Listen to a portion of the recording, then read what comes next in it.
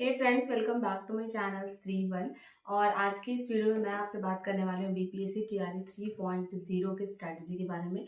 आप सब में से बहुत लोग कमेंट करते हैं कि दी अब हमें डीमोटिवेशन हो रहा है, पढ़ने का मन नहीं करता। फर्स्ट टाइम जब एग्ज़ाम दिया था तो उस टाइम हमारे 80+ स्कोर थे।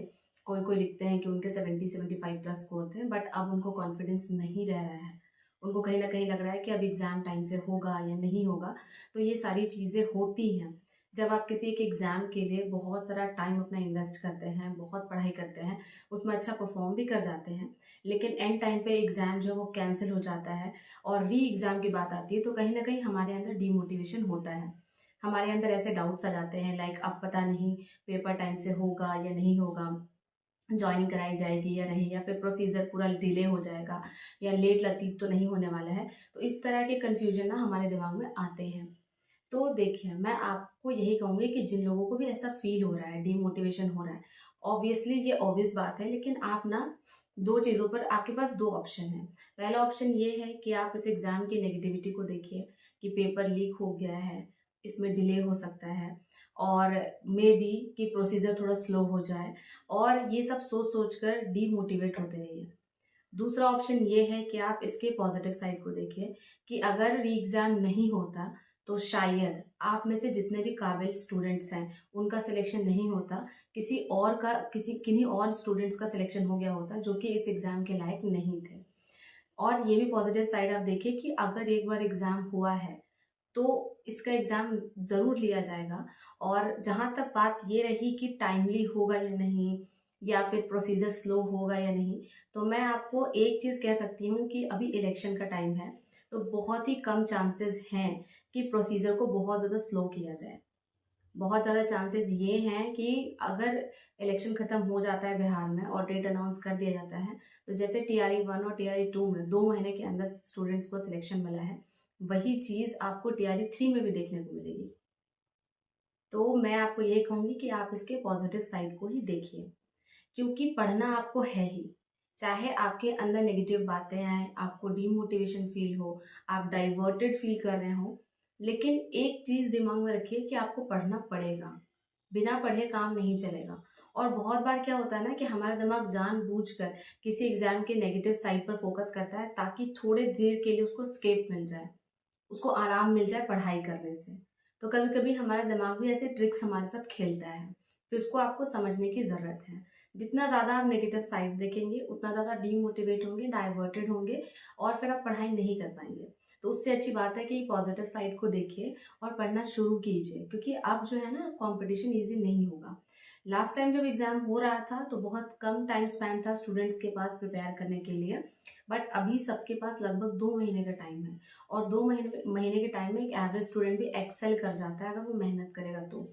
तो मैं आपको यही कहूँगी कि अगर आपका एग्ज़ाम खराब गया था या फिर अच्छा गया था, आपको अभी भी पढ़ना है, डाइवर्ट नहीं होना है। अगर आपका एग्ज़ाम अच्छा गया था ना और आप ये सोचेंगे कि 2 महीने बाद एग्ज़ाम होगा, उसमें भी मेरा अच्छा हो जाएगा, पढ़ने की क्या ज़रूरत है, या फिर आप थोड़ा डीमोटिवेट होकर पढ़ाई नहीं कर रहे होंगे, मैं आपको बता रही हूँ आपका स्कोर कम हो जाएगा। और जिन बच्चों का एग्ज़ाम उतना अच्छा नहीं गया था, उनके पास तो ये गोल्डन अपॉर्च्युनिटी है कि आप अपने स्कोर को बढ़ाइए। क्योंकि अब जो टाइम है ना, इतने में किसी भी टीचिंग एग्ज़ाम के लिए हम अच्छा परफ़ॉर्म कर सकते हैं। तो चाहे आप एवरेज स्टूडेंट हैं या फिर आप बहुत इंटेलिजेंट हैं, आप दोनों के लिए फ़ायदेमंद यही रहेगा कि आप इस टाइम पे पढ़ाई कीजिए। तो बस अभी ना मैं आपसे स्ट्रैटेजी डिस्कस करूँगी कि अभी जो 2 महीने का टाइम आपको मिला है लगभग, उसमें आपकी स्ट्रैटेजी क्या हो सकती है और किस तरह से आप किन-किन चीज़ों पर फ़ोकस करके अपना मार्क्स जो है वो बढ़ा सकते हैं। तो चलिए, अब मैं स्ट्रैटेजी आपको बताती हूँ। तो सबसे पहले फ्रेंड्स मैं बात करूँगी प्राइमरी एग्ज़ाम्स की। मुझे बहुत ज़्यादा कमेंट आते हैं कि यदि प्राइमरी के लिए स्ट्रैटेजी बताइए कि प्राइमरी में कैसे ज़्यादा स्कोर किया जाए। तो अगर आप बीपीएससी टीआरई 3.0 में पीआरटी का पेपर देखेंगे तो उसमें क्वेश्चंस कुछ इस तरह से पूछे गए थे। करंट अफेयर से 16 क्वेश्चन पूछे गए थे, ज्योग्राफी से 28 क्वेश्चन पूछे गए थे, हिस्ट्री से 22 क्वेश्चन, और ये 22 क्वेश्चन पूरे के पूरे सारे मॉडर्न हिस्ट्री से पूछे गए थे। पॉलिटी के 5 क्वेश्चन थे, इकोनॉमिक्स के 5 क्वेश्चन थे, मैथ्स के 16 क्वेश्चन थे, रीजनिंग से 16 क्वेश्चन और साइंस से 24 क्वेश्चन पूछे गए थे। अगर मैं साइंस को फर्दर ब्रेक करूं तो फिजिक्स से 6 क्वेश्चन, केमिस्ट्री से 8 क्वेश्चन, बायोलॉजी से 8 क्वेश्चन और ईवीएस से 2 क्वेश्चन पूछे गए थे। तो ये साइंस से क्वेश्चन पूछे गए थे। अब आप इस पे डिसाइड कीजिए कि आपका कौन सा सब्जेक्ट वीक है। सबसे पहले मेरी तरफ से मैं आपको एक हिंट देती हूँ कि अगर आप नहीं पढ़ना चाहते हैं जीके जीएस को ज्यादा, तो आप पॉलिटी और इकोनॉमिक्स को ओमिट कर दीजिए। क्यों? क्योंकि पॉलिटी से केवल 5 क्वेश्चन पूछे गए थे, इकोनॉमिक्स से भी 5 क्वेश्चन पूछे गए थे और इन दोनों का सिलेबस ऐसा नहीं कि बहुत कम होता है, सिलेबस बहुत वास्ट होता है। अगर आप टीआरई 1 और टीआरई 2 के भी क्वेश्चंस देखेंगे तो उसमें भी पॉलिटी और इकोनॉमिक्स का वेटेज जो है वो बहुत कम होता है। तो आप ये दोनों सेक्शन को ओमिट करके चल सकते हैं, क्योंकि अभी का जो आपका फंडा होना चाहिए वो टारगेटेड स्टडी मटेरियल होना चाहिए। मतलब आपको वही पढ़ना है जहां से क्वेश्चंस पूछे जाते हैं। अगर आप पॉलिटी का देखेंगे तो अपने आप में 100-200 पेज का इसका केवल नोट्स होता है, तो उतना लर्न करने से अच्छा है कि आप बाकी चीजों पर फोकस कर लीजिए। करंट अफेयर्स करना आपके लिए बहुत ही मस्ट है, क्योंकि करंट अफेयर्स से जो क्वेश्चंस पूछे जाते हैं ना वो आपके सही हो जाएंगे अगर आप करंट अफेयर्स को अच्छे से पढ़ेंगे तो। बाकी आप ज्योग्राफी में देखिए 28 क्वेश्चन पूछे गए हैं। अब आपको ज्योग्राफी का क्वेश्चन देखना है कि कौन कौन से क्वेश्चन पूछे गए थे। मान लीजिए गंगा नदी से एक क्वेश्चन पूछा गया है, तो अगली बार आपको क्या करना है, गंगा नदी तंत्र को बहुत अच्छे से पढ़ के जाना है। मतलब जिस एरिया से क्वेश्चन पूछा गया है उसी चीज को आपको वास्ट पढ़ना है, मतलब डेप्थ में पढ़ना है। तो चांसेस रहेंगे कि नेक्स्ट जब भी री एग्जाम होगा उसमें वहां से क्वेश्चंस पूछे गए। मॉडर्न हिस्ट्री से 22 क्वेश्चन पूछे गए थे। अगर आपको सोर्सेज नहीं मिल रहे हैं, लाइक आपको नंबर ऑफ क्वेश्चंस कहाँ से प्रैक्टिस करना चाहिए ज्यादा से ज्यादा, अगर आपको ये पता नहीं चल रहा है तो मैं आपको कहूंगी कि आप प्रीवियस ईयर पेपर्स लगाइए। अब किसके प्रीवियस ईयर पेपर्स लगाना है, तो आप ये देखिए कि एक तो आपका टीआरई 1, 2 और 3 के पेपर्स आपको लगाने ही लगाने फर्स्ट। सेकेंड आप क्या कीजिए, बीपीएससी प्री का पेपर लगा लीजिए। प्री 2020 से लेके 2024 तक के क्वेश्चंस आप सॉल्व कर दीजिए। उसमें आप ज्योग्राफी, हिस्ट्री और जो भी है मैथ्स के क्वेश्चंस और साइंस के क्वेश्चंस आप वहां से देखकर अच्छे से बार बार प्रैक्टिस कीजिए। इसके अलावा अगर आपको बिहार एसएससी बीएसएससी का क्वेश्चन मिल जाता है, या तो वो इंटर लेवल हो या फिर वो सीजीएल हो, जो भी हो उसके आप जीके जीएस के क्वेश्चन सॉल्व कीजिए। इसके अलावा आपका दरोगा का भी होता है, एसआई का एग्जाम होता है, उसमें भी जीके जीएस भर भर के पूछा जाता है। तो आप इन सब जो बिहार रिलेटेड एग्जाम्स हैं उनके क्वेश्चन पेपर सॉल्व कीजिए। उनको आप सॉल्व करेंगे तो आपको एक आइडिया लगेगा कि बिहार में किस तरह का क्वेश्चन पूछा जाता है, पहली बात। दूसरी बात ये कि बहुत बार ऐसा होता है कि इन एग्जाम्स के क्वेश्चंस को डायरेक्टली एग्जाम में डाल दिया जाता है, तो आप वहीं से मॉडर्न हिस्ट्री और ज्योग्राफी और साइंस इन 3 चीजों को प्रिपेयर कर सकते हैं। अब मैं बात करूंगी मैथ्स की। मैथ्स और रीजनिंग ऐसा सब्जेक्ट होता है प्राइमरी में जो कि बहुत लोगों को टफ लगता है। जिनके लिए इजी है उनके लिए बहुत अच्छी बात है, लेकिन जिनको टफ लगता है उनको मैं यही कहूंगी कि मान लीजिए अगर मैथ्स से प्रॉफिट एंड लॉस से क्वेश्चन पूछा गया है तो आप प्रॉफिट एंड लॉस टॉपिक को ही कंप्लीट करके जाइए। तो ज्यादा से ज्यादा 9 से 10 टॉपिक्स थे जहां से क्वेश्चन पूछा गया था मैथ्स में, आप केवल उन टॉपिक को ही प्रिपेयर करके जाइए।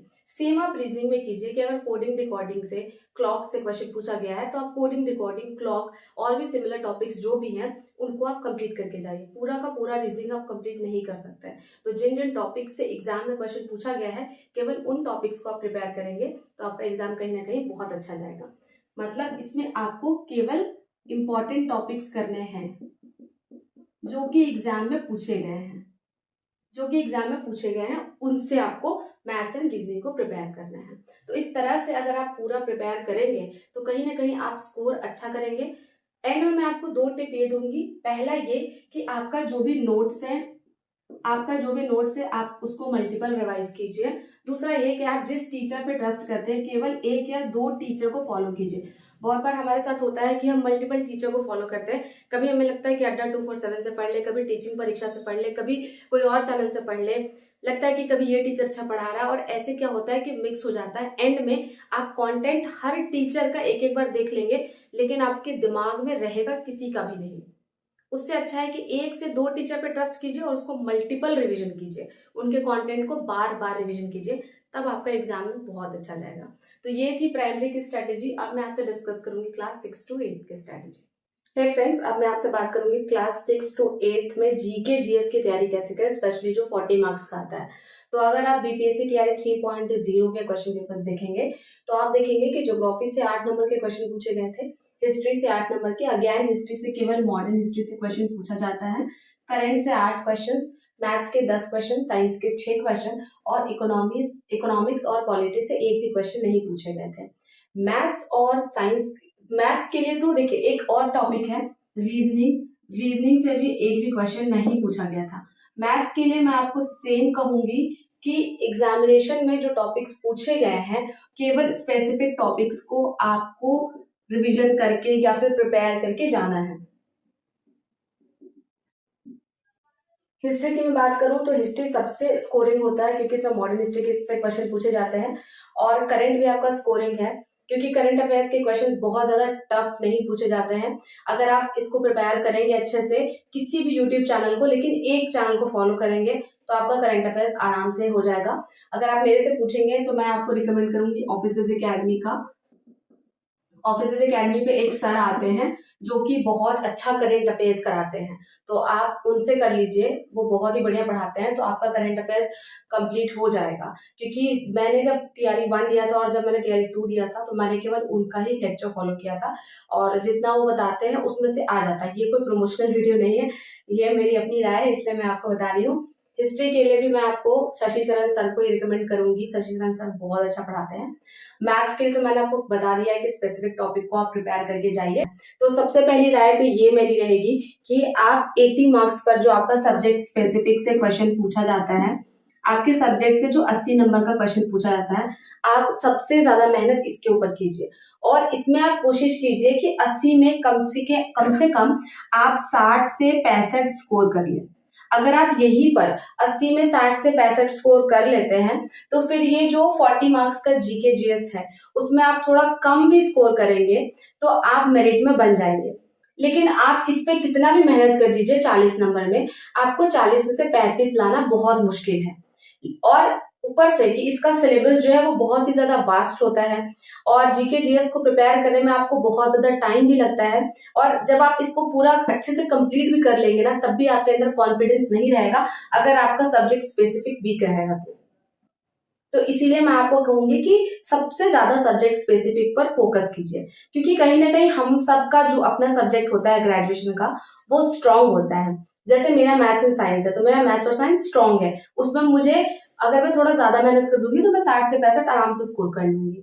तो आपको भी यही करना है कि आपका मेन फोकस सब्जेक्ट स्पेसिफिक पे होना चाहिए, उसके बाद आप जीके जीएस पर फोकस कीजिए। बहुत लोग क्या करते हैं कि जीके जीएस में ही अपना मेजर टाइम इन्वेस्ट करते रहते हैं और सब्जेक्ट स्पेसिफिक को सबसे कम पढ़ते हैं।